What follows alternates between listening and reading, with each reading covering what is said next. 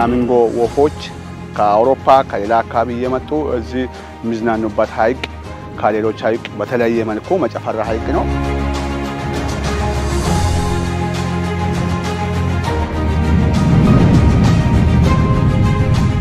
ጊቤ ሸለቆና የግልገል ጊቤ የሶስቱም የሃይድሮኤሌክትሪክ ፓወር አዋሳኝ ነው።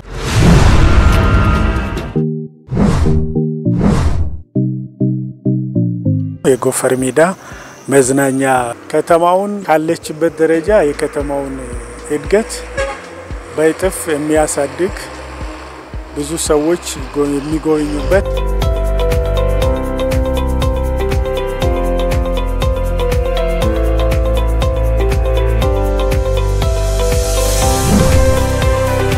እዚህ ላይ እንደዚህ በማድረጋችን እኛም ከተማውም እንዲነቃቃ ሌላውም ኢንቨስትመንት እንዲሳብ አድርጓል።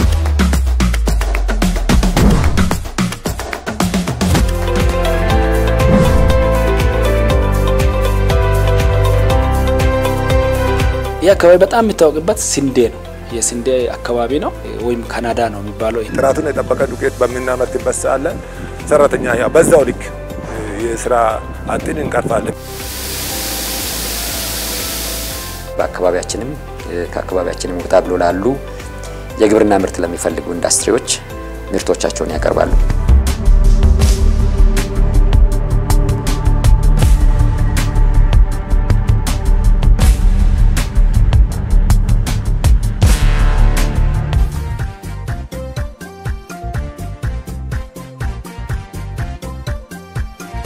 በአብዛኛው ወይና ደጋና ደጋማ አየር ንብረት የተላበሰው የሀዲያ ዞን በውስጡ ልዩ ልዩ ተፈጥሮ ጸጋዎችን የተላበሰ ነው። 4109 ካሬ ኪሎ ሜትር የቆዳ ስፋት ያለው ዞኑ በ13 ወረዳዎችና በ7 የከተማ አስተዳደሮች የተዋቀረ ነው። በእነዚህ አካባቢዎችም አስደናቂ ተፈጥሯዊና ታሪካዊ መስህቦች በስፋት ይገኛሉ።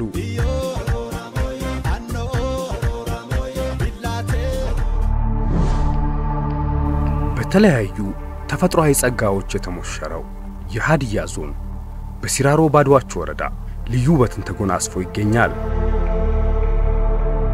3 ሐይቆች በተቀራራቢ ስፍራ መሳ ለመሳ ሆነው አካባቢውን አስጊጠውታል።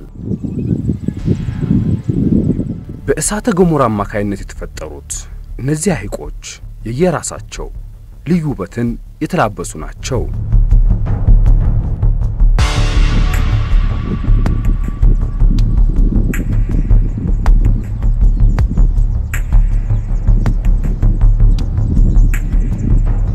መጨፈራ ሐይቅ በወይራሞ ቦንኮያ ቀበሌ ላይ የሚገኝ ነው። በመሃሉ ደሴት ያለው ሐይቅ ነው። 258 ሄክታር ነው። እኛው ጥሎ ሐይቅ 120 ሄክታር ነው ዙሪያው ማለት ነው። ከዛ መጨፈራ ሐይቅ ያው በጥልቀት ከዚህኛው ሐይቅ ያንሳል፣ ብዙ ጥልቅ አይደለም። መጨፈራው ከሌሎች ሐይቆች ለየት የሚያደርገው ደሴት ያለው ነው። በሐይቅ ውስጥ ጉማሬ ነበረ። ጉማሬው በውሃ ውስጥ ሲዋኝ ጆሮ ሲወጣ በአካባቢ ላይ የነበሩ ሰዎች ደግሞ ይሄ ጆሮ ወጣ በሚለው ሲያሜ ወጣ። ያ ደግሞ በሀዲያኛው መጭፍራኮ ከሚለው የተወሰደ የሐይቁ ስም መነሻ ተደርጎ የተደረገ ነው። እንደ ኮርቻ መጨፈራ ሐይቅ ላይ ተንሰራፋው ደሴት የበርካታ የአዋፍት ዝርያ መኖሪያና መናኸሪያ ነው። በተለይም በወርሃ መስከረምና ጥቅምት ከተለያዩ አካባቢዎች የሚመጡ ተሰዳጅ አዋፍት መቆያቸው ነው መጨፈራ። ብዙ የፍላሚንጎ ወፎች ከአውሮፓ ከሌላ አካባቢ እየመጡ እዚህ የሚዝናኑበት ሐይቅ ከሌሎች ሐይቅ በተለየ መልኩ መጨፈራ ሐይቅ ነው። የተለያዩ መርከቦች ቢኖር ለመዝናኛ የሚሆን ለሎጅ የሚሆን ለተለያዩ ባህላትን ለማክበር ለማዝናኛ ለተለያዩ ነገሮች በጣም ሰዎቹ በውሃ ውስጥ ሆነው የተለያዩ ተፈጥሮዎችን ለማየት አመቺ የሚያደርግና በጣም ለየት የሚያደርገው በውሃው ውስጥ ደሴት መኖሩ ከሌሎች ሐይቆች ለየት ያደርጋል። መጨፈራ በደሴቱ ላይ በርካታ የብዝሃ ሕይወት ሀብቶችን የያዘ ነው። በውስጡም የተለያዩ ሀገር በቀል የእጽዋት ዝርያዎችና እንስሳት ይኖሩበታል። ከመጨፈራ በቅርብ ርቀት የሚገኘው የጢሎ ሐይቅ ጸጥና ረጭ ብሎ ይታያል። 120 ሄክታር ስፋት ያለው ሐይቁ ባለው ከፍተኛ ጥልቀት ስያሜውን እንዳገኘም ይነገራል። ሐይቅ ይሄኛው ሐይቅ ነው። ጢሎ ሐይቅ ይባላል። በጢሎ ኩቢዲምቱ ቀበሌና በወይራሞ ቀበሌ ከፍሉ በወይራሞ ቀበሌ ነው የሚገኘው። ግማሹ ደግሞ በጢሎ ኩቢዲምቱ ቀበሌ የሚገኝ ነው። ቦታው በሰዓቱ በነበሩ በአካባቢ ሰዎች ባስቀመጡት በጣም ጎርጋድ ያለ ቦታ ላይ ጥልቀት ያለው ከመሆኑ የተነሳ ጢሎ ማለት በሀዲያኛ ጢላል ባል ከሚለው ስያሜ ጥልቅ ማለት ነው። የጢሎ ሐይቅ በአካባቢው ባለው የእሳተ ገሞራ የምድር ውስጥ እንቅስቃሴ የውሃው መልክ ተለዋዋጭ ነው። የምድር ውስጥ እንቅስቃሴው ሲፋፋም ጢሎ ይደፈርሳል፣ ይጠቁራል። ምድር ስትረጋ ኩልል ያለ ሰማያዊ መልክን ተላብሶ ይታያል። በሐይቆች የተሞሸረው የሲራሮ ባዶዋች ወረዳ ቡደመዳ ሌላው ጌጡ ሌላው ውበቱ ነው። ቡደመዳ እንደ ሌሎቹ አጎራባች ሐይቆች ከህዝቡ ትውፊትና ተሞክሮ ስያሜውን አግኝቷል። ቡደመዳ ሐይቅ ከሶስቱም ትልቁ ሐይቅ ነው። በሲራሮ ባዶዋች ወረዳ ሸርቆ ገፈርሶ ቀበሌ ላይ ይገኛል። ስፋቱ በዙሪያው ልኬቱ 266.3 ሄክታር ነው። ቡደመዳ ያው ስያሜው ከብቶች ወደ ሐይቁ ሲገባ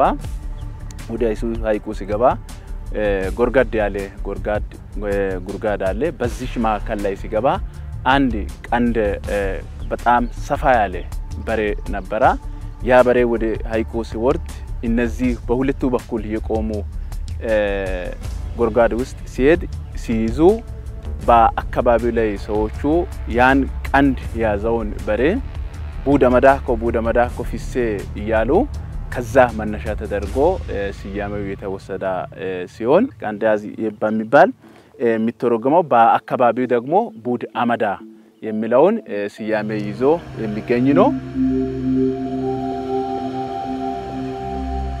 የቡደመዳና የጢሎ ሐይቆች በዙሪያቸው በርካታ የፍልውሃ ምንጮችን የያዙ ናቸው።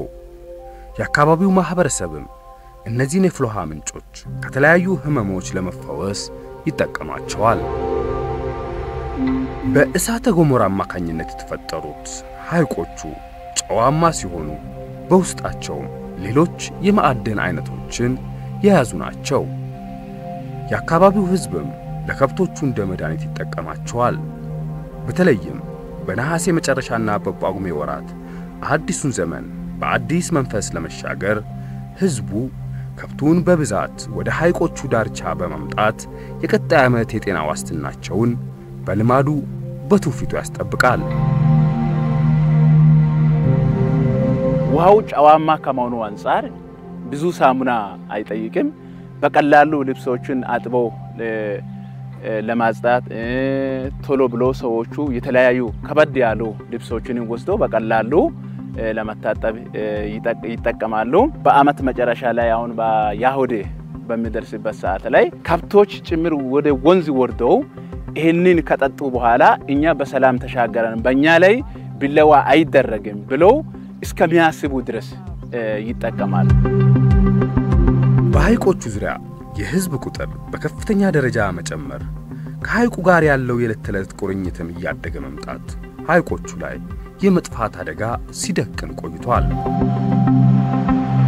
ከዚህ በፊት ሶስቱም ሐይቅ በጣም በደን የተሸፈነ ዙሪያው በጣም ጥቅጥቅ ደን ያለበት ሐይቅ ነው። የህዝብ አሰፋፋሪ እየሰፋ ሲመጣ የዙሪያ የነበሩ ደኖች ተመንጥሮ ካለቁ በኋላ ያሉ ብዝሃ ህይወቶችም ጠፍቷል። በምስራቅ ባዶዋቾና በሲራሮ ወረዳዎች ላይ ከሾኔ ከተማ ጀምሮ እስከ ሲራሮ መጨረሻ እና ሀይቆቹ ድረስ ያለውን አካባቢ የተጎዱ አካባቢዎች ስላሉ እሱን መልሶ እንዲያገግም ያ ማለት ከሾኔ ከተማ ጫፍ እስከ ሲራሮ ጫፍ ሞስት ፕሮባብሊ ከ40 እስከ 50 ኪሎ ሜትር 3 ሀይቆች አካባቢን መልሶ እናለማለን ብለን ጀምረን በአንድ አመት ውስጥ ከ500,000 ችግኝ በላይ ተተክሏል።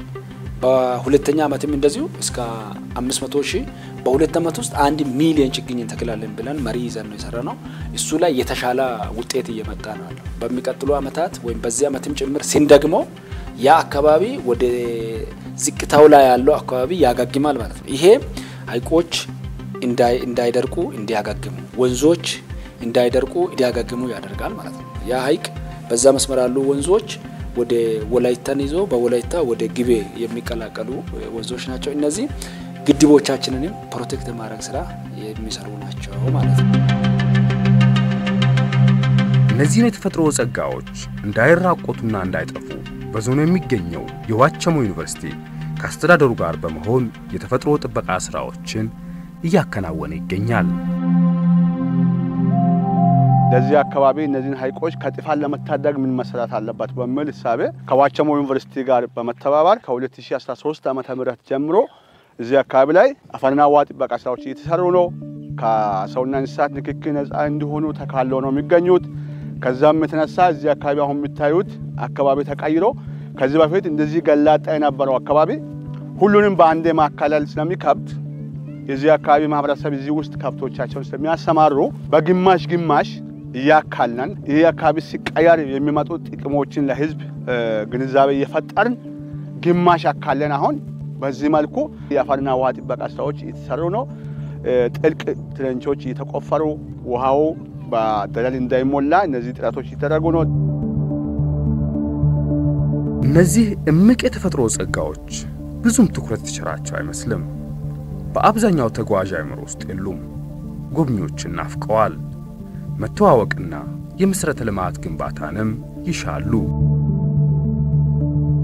የሀይቆች አካባቢ ፕሮቴክትድ እንዲሆን የተፈለገበት አንዱ የቱሪስት መስህብ እንዲሆን በረጅም ጊዜ እቅድ የባለ ሀብቶች የአካባቢ መንግስት የወረዳውም ያን አካባቢ ለቱሪስት መስህብ እንዲሆን እዛ አካባቢ ላይ ሎጆች እንዲኖሩ መዝናኛዎች እንዲኖሩ የማድረግ ስራን ያለማ ነው። እዛ አካባቢ በነገራችን ላይ እንደዚህ በጣም ጥሩ ውበት ያላቸው ወፎችም አሉበት አካባቢ ነው። ይሄን ከፕሮጀክት ጋር የማስተሳሰር ስራ ነው እኛ የምንሰራው። የአካባቢ ወጣቶችም ሄዶ የሚዝናኑበት አካባቢ እንዲኖር የማድረግ ስራ ነው የምንሰራው። ይሄ ትልቅ ኢምፓክት አለው ነው ወደፊት።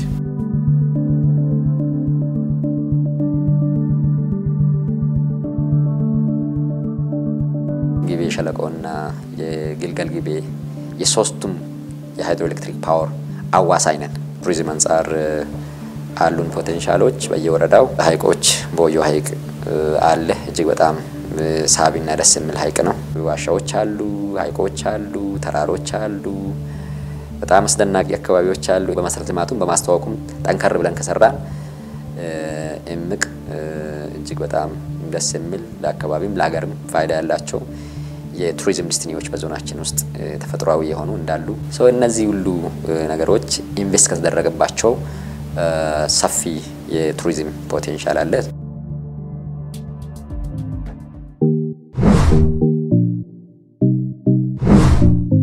የዞኑ ርዕሰ መዲና በሆነችው በሆሳና ከተማ ዞኑ ካሉት ተፈጥሯዊ ጸጋዎች ባሻገር ሰው ሰራሽ የቱሪስት መስህቦችንም እያለማ ነው። በሆሳና እምብርት በ115 ሄክታር ላይ የተሰራ የሚገኘው የጎፈር ሜዳ ፕሮጀክት በዞኑና በከተማ አስተዳደሩ በጋራ እየተገነባ ይገኛል። በ2013 ዓ.ም ግንባታው የተጀመረው የጎፈር ሜዳ ፓርክ የተለያየ አገልግሎት የሚሰጡ የመዝናኛ ስፍራዎችን የያዘ ነው። ይህ ፓርክ እየተገነባ ያለው በመንግስትና በዩአይዲፒ ፕሮጀክት በኩል ነው። ስራው እስኪጠናቀቅ 700 ሚሊዮን የሚፈጅ በውስጡ አንድ አዲነ ፈራ የሚባል አለ፣ ጎፈር ሜዳ አለ፣ የወጣቶች ስብና ማዕከል አለ፣ አርቲፊሻል ሌኮች አሉ። ውስጡ ላይ ደግሞ አጠቃላይ ዲዛይኑ ላይ ስንመለከት ብዙ ነገሮችን ያካተተ ነው። ዋና አለ፣ መጫወቻዎች አሉ፣ ስናክ ኤሪያዎች አሉ። ሁሉንም ነገር ያካተተ ነው። በሶስት ኤሪያ ተደርጎ ነው እየተሰራ ያለው። አንዱ በወጣቶች ስብና ማዕከል፣ አንዱ በባህላዊ ሴት አዲነ ፈራ በሚል፣ ሌላኛው 92 ሄክታሩ ሰፋ የሚለው ደግሞ የጎፈር ሜዳ መዝናኛ የህዝብ ፓርክ የሚል 3 ፕሮጀክቶች ያሉት በውስጡ ማለት ነው።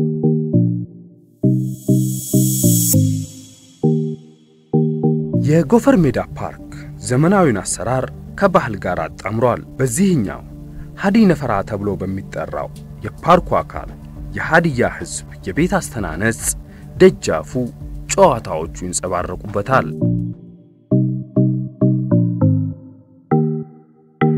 የማህበረሰቡን ባህላዊ ነገርን ይዞ ለመቆየት የተሰሩ ስራዎች አሉ።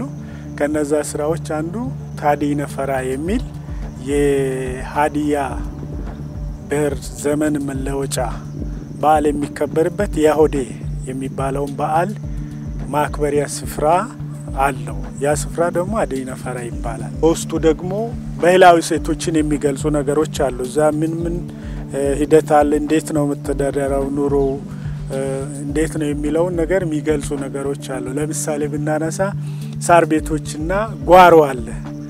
ባዲያ ባህል ሳር ቤት አለ። ሳር ቤት 2 ነው የሚሰራው። አንዱ ትልቅ፣ አንዱ አነስ ያለ ይሰራል።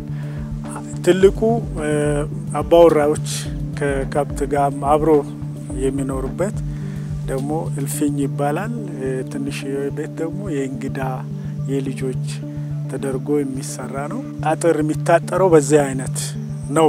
አሁን በግንብ ማጠር ሳስፈልግ ያን ለማሳያት ነው እዚህ ጋር ይሄ የታጠረውና እንዲህ አይነት ነገሮች አሉ። የጎፈር ሜዳ ህዝብ መዝናኛ ፓርክ ወጣቱ በአካልም በአእምሮም የሚጎለብትበት ማዕከላትን የያዘ ነው። በወጣቶች የስብዕና ማዕከል የተለያዩ ስፖርት ማዘውተሪያ ሜዳዎች እየተገነቡለት ይገኛል። የወጣቶች ስብዕና ማዕከል ደግሞ ላይብሬሪ አለው።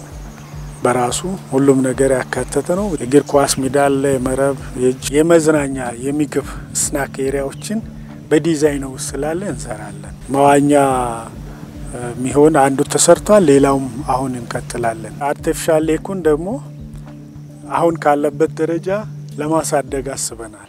በአሁን ደረጃ አሳ ውስጡ ላይ ገብቶ የአሳ ምርት ተጀምሯል።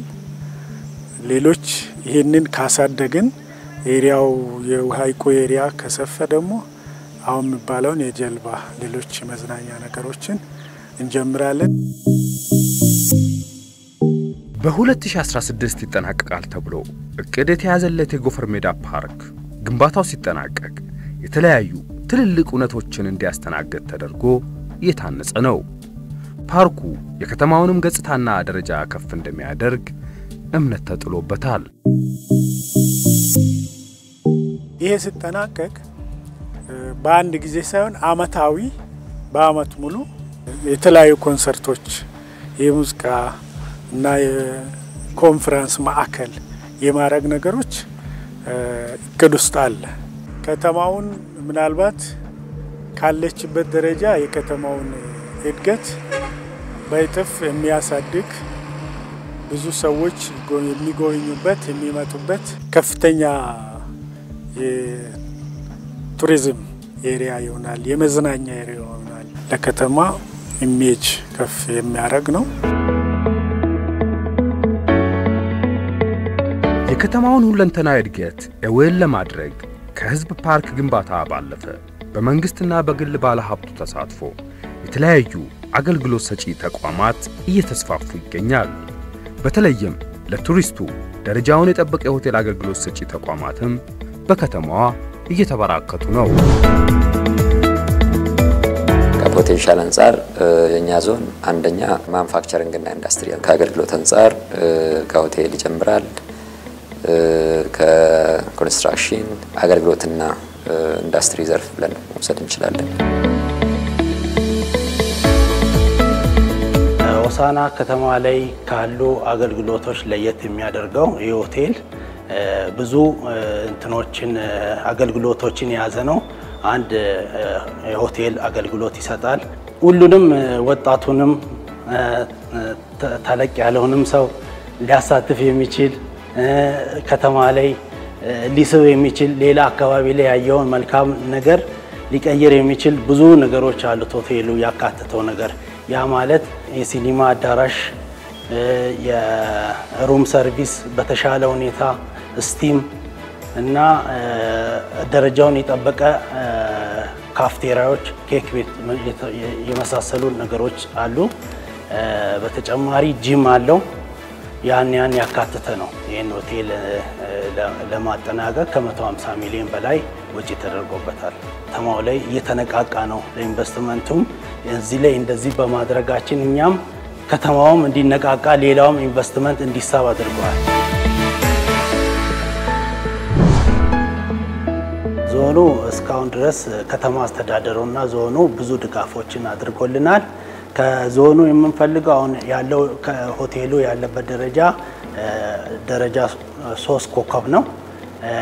ተጨማሪ ድጋፍ ቢያደርግልን ቦታ ብናገኝ ከዚህ የበለጠ ደረጃውን የጠበቀ ትልቅ ሆቴል፣ ስዊሚንግ ፑል ያለው፣ የህፃናት መጫወቻ ያለው ትልቅ ስራ ለመስራት የሚያስችለንን ቦታ ቢሰጠን የተሻለ ነገር ለከተማው እናበረክታለን ብዬ አስባለሁ። የሀዲያ ዞን በማኑፋክቸሪንግ ዘርፍ የተለያዩ እምቅ አቅሞች አሉት። በተለይም የግብርና ምርቶችን ግብአት አድርገው ለሚሰማሩ ኢንዱስትሪዎች አመቺ ነው። ማኑፋክቸሪንግ እና ኢንዱስትሪ አንፃር በምንወስድበት ጊዜ ያው ዞሮ እንደ ሀገራችን በዋናነት ያሉን ኢንዱስትሪዎች የሚጠቀሙት የግብርና ምርቶችን ነው። ኢንዱስትሪዎች ሲቋቋሙ ታሳቢ የሚያደርጉት በዋናነት የመጀመሪያ ደረጃ በአካባቢ ያለውን ጸጋ ነው ለግብአትነት ለመጠቀም ማለት ነው። ከ15 በላይ የዱቄት ፋብሪካዎች አሉ። አሁን በፓስታ እየተሰማሩ ያሉ ባለሀብቶች አሉ። በመኮረኒ እየተሰማሩ ያሉ ባለሀብቶች አሉ። በቢራ ፋብሪካ እያስጠኑና ወደ ኢንቨስትመንቱ እየገቡ ያሉ ባለሀብቶች አሉ። በምግብ ዋስትና ረገድ ኢንቨስትመንት የሚጫወተው ሚና ማክሲማይዝ ማድረግ ችለናል። ሁለተኛ ኢምፖርትን ሳብስቲቱት ከማድረግ አንፃር ቀላል የማይባል ርቀት ሄደናል። ይሄም ማለት ኢምፖርት ሳብስቲቱት ሲናደርግ በሁለት አይነት መንገድ ነው። አንደኛ በአካባቢያችንም ከአካባቢያችንም ወጣ ብሎ ላሉ የግብርና ምርት ለሚፈልጉ ኢንዱስትሪዎች ምርቶቻቸውን ያቀርባሉ።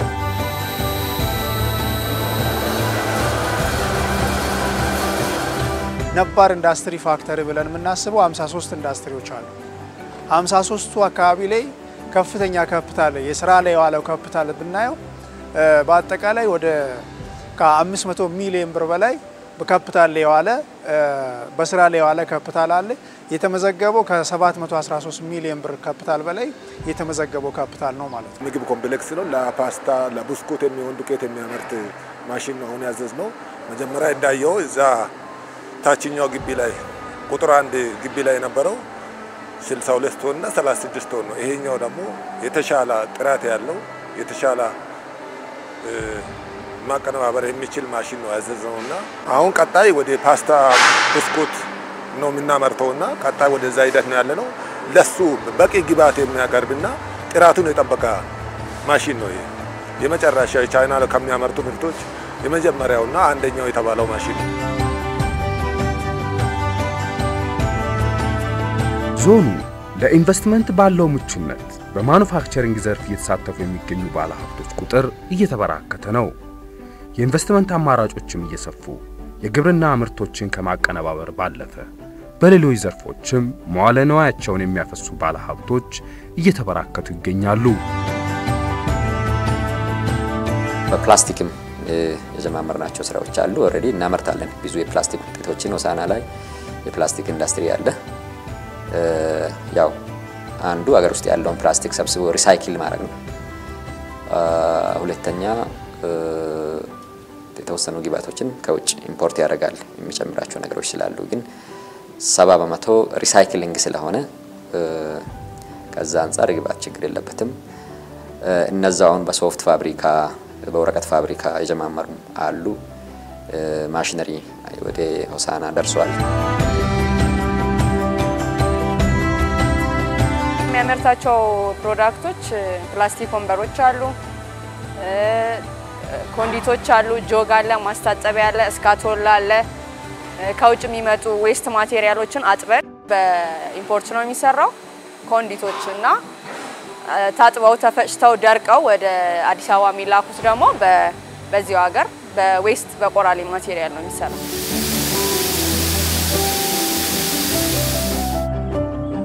በዚህ አመት እንኳን ወደ 13 አዳዲስ ማኑፋክቸሪንግ ዘርፎች ላይ የተሰማሩ ባለሀብቶች አሉ። መሬት አዘጋጅተናል፣ ሰጥተናል፣ ወስነናል። የደረጃውን ውሳኔ ግን ክልል እንዲያዘጋጅ ሰጥተናል። እነዚህንም ጨምሮ ነባሩ ላይ ባጭሩ ከ1500 በላይ የስራ እድል ፈጠራ ተፈጥሯል ማለት ነው። 85 ሰራተኞች አሉ በታችኛው ላይ። አሁን ይሄኛው ሲጨመር የ350 ሰራተኛ የስራ እድል ይፈጥራል ብዬ ነው የምጠብቀው። ይሄኛው ደግሞ ካፓሲቲ 1200 ቶን ነው ማምረት የሚችለው በቀን በ24 ሰዓት ውስጥ ማለት ነው። ያንን ደግሞ የገበያችንን ስናሰፋ ጥራቱን የጠበቀ ዱቄት በሚናመርትበት ሰዓት ላይ ሰራተኛ በዛው ልክ የስራ አጥን እንቀርፋለን ብለን ነው የምናስበው።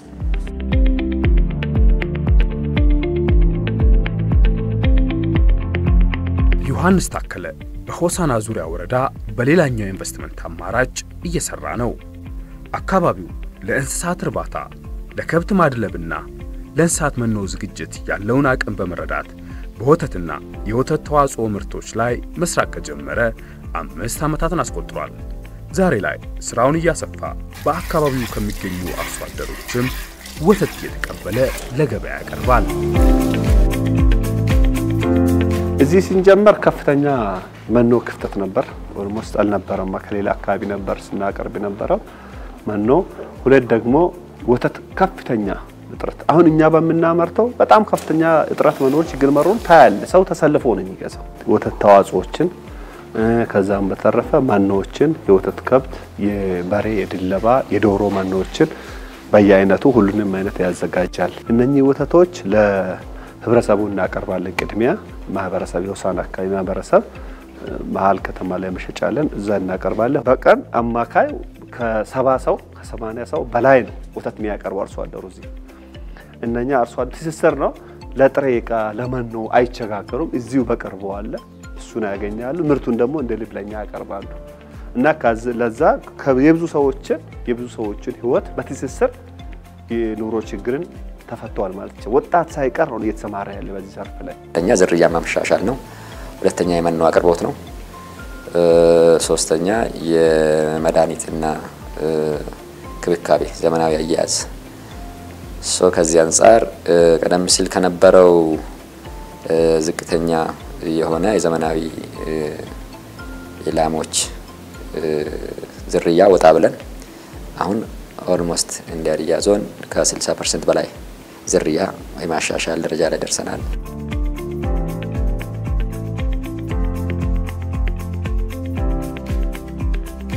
የጥጃ፣ የበሬ ድለባ፣ የበግ፣ የፍየል፣ የዶሮ ደግሞ የእንቁላል ጣይ፣ የጫጩት፣ የቄብ እና የስጋ ዶሮ መኖዎችን እናቀርባለን። የምናቀርበው በመጀመሪያ ደረጃ ለማህበረሰቡ ስለ አካባቢ ነው የምናዘጋጀው። ከአካባቢ ቀጥሎ ጎረቤት ዞኖች፣ ጎረቤት ወረዳዎች እናቀርባለን። ለምሳሌ እዚህ አቅራቢያ ያለው በከፊል ከምባታ ዞን ወደ ምርምር ማዕከላትም ወደዚህ ያለ እስከ ጂንካ ድረስ አርባ ምንጭ ወዲም ዱራሜ አዳሮ የተለያዩ ቦታዎች አሉ። እስከዛ ነው የምናቀርበው። የውሃ ችግር ነበር። ውሃ ጠይቀን ተሟልቶልናል። ኦልሞስት እኛ እንድንዘረጋ ተፈቅዶ ማብራት አክሰሱ ተመቻችቷል። ደግሞ ቦታው ይሄ እየጠበበ ነው ያለው። ለዓላማችን ላቀነው እቅድ በጣም 30% ከፈራ ላረጋለን።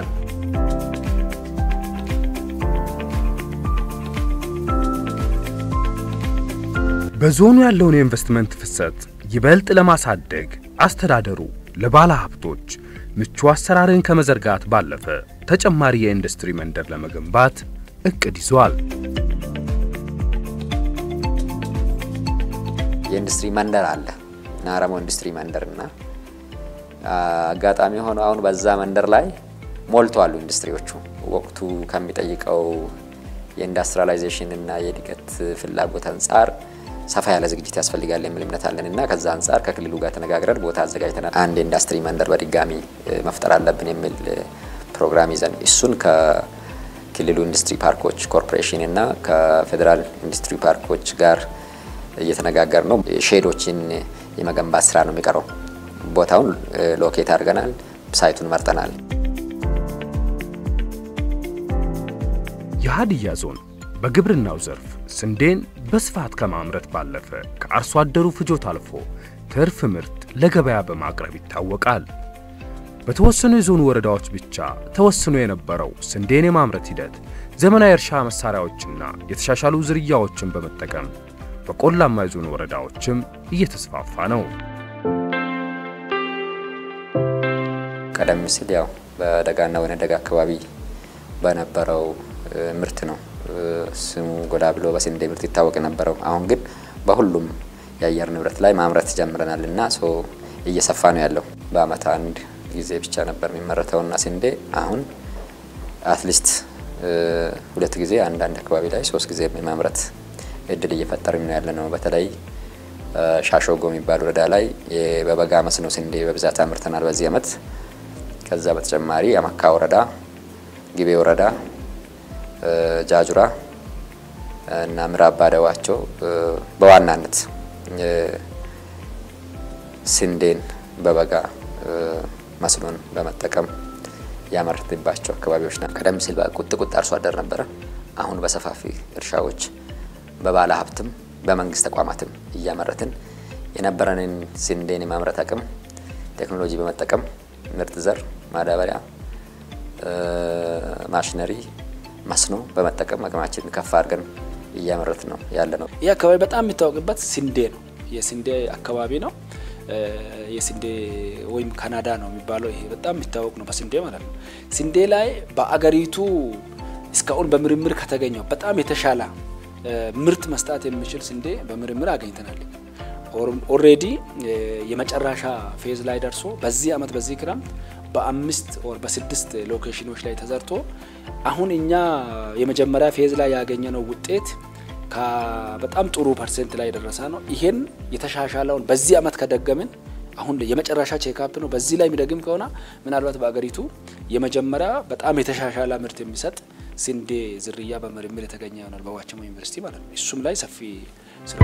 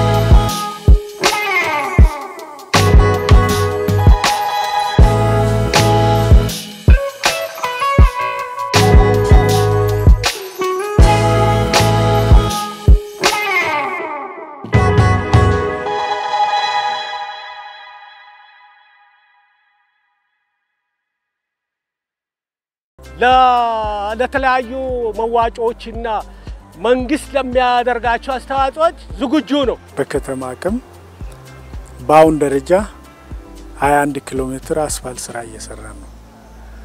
በፌዴራልም በኩል 5 ኪሎ ሜትር አለ። በአጠቃላይ በከተማው አሁን ባለች ጊዜ 26 ኪሎ ሜትር አስፋልት ግንባታ እየተሰራ ነው። ይህን 21 ኪሎ ሜትር ስንሰራ የማንም ይችላል የከተማ አቅምና የማህበረሰቡ ተሳትፎ ከተማዋን ማንንም ሳንፈልግ በትንሽ ጊዜ ላይ ቅድም የነበረውን ጋፕ ሞልተን ከተማው እድገት የመሰረተ ልማቱም ስራ በተጣጣመ መንገድ እንደሚሄድ ያሳየ ነገር አለ። ህብረተሰቡ ለመንገድ ችግር እንግልት እንዳይዳረግ ወረዳና ዞን ተባብረን ከህብረተሰቡ ጎን ሆነን የተወሰነች ነገር ኮንትሪቢዩት እያደረግን ህብረተሰቡ ገንዘብ እያዋጣ ማሽነሪ እየተከራየ የአፈር መንገድና የተወሰነ የጠጠር መንገዶችን ኮኔክት ለማድረግ ኦልሞስት አብዛኞቹ ወረዳዎች ላይ ይሄንን የኮኔክሽን ስራ እየሰራን ነው ያለነው። በዞናችን ያው 13 የገጠር ወረዳዎችና 7 ከተማ አስተዳደሮች አሉ፣ ሆሳዕናንም ጭምር 20 መዋቅር ነው ያለን። ከዚህ አንፃር ኦልሞስት በ6ቱ የከተማ አስተዳደሮች ላይ የጠጠርና የኮብልስቶን ስራ ከተሞች ራሳቸው ይሰራሉ። እኛ ከዞን የማቺንግ ፈንድ እናቀርባለን። በመሰረተ ልማት ማስፋፊያው የንጹህ መጠጥ ውሃ አቅርቦት የበርካታ የዞኑ ነዋሪዎች ጥያቄ ነው። በተለይም በሆሳዕና ከተማና ዙሪያው የንጹህ መጠጥ ውሃ ጥያቄ ወደ አንገብጋቢነት የተሸጋገረበት ጊዜ ነበር።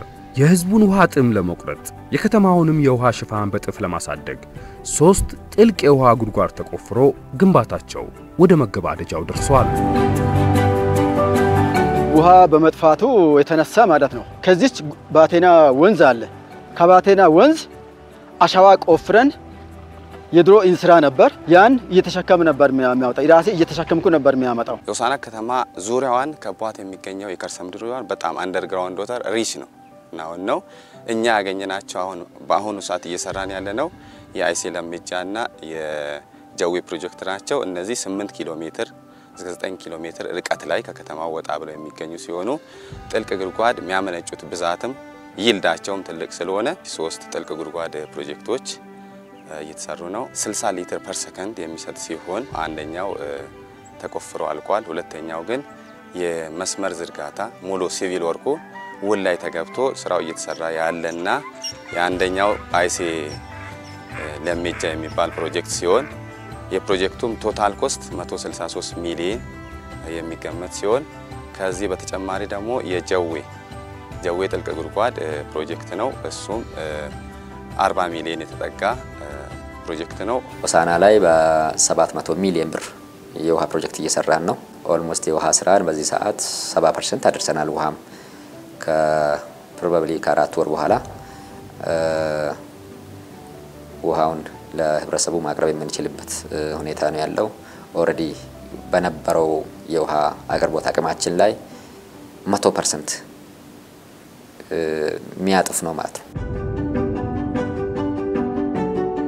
የህብረተሰቡን የመሰረተ ልማት ፍላጎቶች ለማሟላት ከአስተዳደሩ ባለፈ የዞኑ የልማት አጋር የሆነው የዋቸሞ ዩኒቨርሲቲ በማህበረሰብ አቀፍ አገልግሎት ከተቋሙ የልማት እንቅስቃሴዎች ጋር እያሰናሰለ በተለያዩ የመሰረተ ልማት ግንባታዎች የአካባቢውን ህዝብ ተጠቃሚ ያደረገ ነው። እዚህ አካባቢ ያሉ ነዋሪዎች አርሶ አደሮች በውሃ እንዴት እንደሚቸገሩ እንዴት እንደሚጨነቁ ከማታቸው የተነሳ ነው። አልፎ ቦኖ ሰርቶ እንድንጠቀም ንጹህ ውሃ እንድንጠጣ አድርጎልናል። ነዋሪ በብዛት አለ። እሱለም እየተሻማን 4 ቦሮ በቀበሌያችን ተሰርቶ አለ። በጀርባቸው በኢንሲራ ተሸክሜ ይጣጣል። የሁሉም ችግር አሁን አለቀ። ችግር የለም። አሁን ቀዳቸው ሄዳል። ልጆች መጠን ይሄዳል። ከዛ እስከ ጉደር የተቆፈረበት ድረስ ማለት ነው። ጃርካን ተሸክሜ ነው የሚያመጣው ወይም ለጋሪ ለአንድ ጃርካን 5 ብር ከፍዬ ነው የሚያስመጣው እቤት ከሌለኝ ማለት ነው። እና ከዛ ሁሉ ተርፌ ያለው ልጆቹም ሩቅ ቦታ ሄዶ አይሸከሙም። እኔም ሩቅ ቦታ ሄጄ አልሸከምም። ባለቤቴም ደግሞ ሩቅ ቦታ ከምትሸከም ተርፋለች። ዋቸሞ ዩኒቨርሲቲ ያለበት አካባቢ ላይ ከራሳችን ወይም ከዩኒቨርሲቲው ስራም ጋር በተቀናጀ ሁኔታ መንገዶችን እንሰራለን። ለምሳሌ ውሃ ከጉደር ስናመጣ ጉደር ቀጥታኛ ውሃ ብቻ አይደለም እናመጣው፣ የጉደር አካባቢ ማህበረሰብ ተጠቃሚ የሚሆንበትን ፕሮጀክት እንቀርጻለን። ለምሳሌ ወደ ጉደር የሚነድበት መንገድ ስታንዳርዱን የጠበቀ ኮረኮንች መንገድ ነው። አካባቢ ማህበረሰብ በዚህ ላይ ይንቀሳቀሳል ማለት ነው። ያ ኢኮኖሚያዊ ማህበራዊም ችግር ይፈታል። ሁለተኛ ውሃው በሚመጣባቸው መስመሮች ላይ ውሃ እንሰጣለን። ስለዚህ የአካባቢውን ማህበረሰቡን ችግር የአካባቢውን መንግስት ችግርን በዚሁ እየተፈታ ነው ማለት ነው። ይሄ አካባቢ ወደ 6 በሆነ አካባቢ ለዚህ አካባቢ ተሰጠ ማለት መንግስት ለሌላ ነገር ወይም የዞኑ መንግስት ለሌላ ነገር ኢንቨስት ያደርጋል።